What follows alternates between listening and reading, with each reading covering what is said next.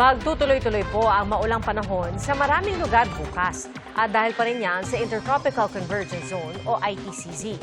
Posible rin ang thunderstorms dulot ng easterlies lalo na sa bandang hapon at gabi. Base sa datos ng Metro Weather, mataas pa rin ang tsansa ng ulan sa Mindanao.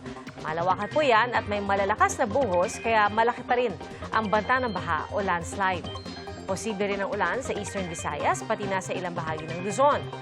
Sa Metro Manila, maalinsangan at aabot sa 41 degrees Celsius ang init pero posible pa rin ang localized thunderstorms.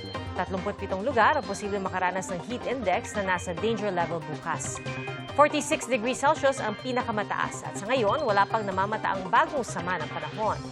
Nakalabas na rin sa Philippine Area of Responsibility ang low pressure area na namataan kahapon ng Pag-asa. Mga kapuso, maging una sa saksi. Mag-subscribe sa GMA Integrated News sa YouTube para sa iba't ibang balita.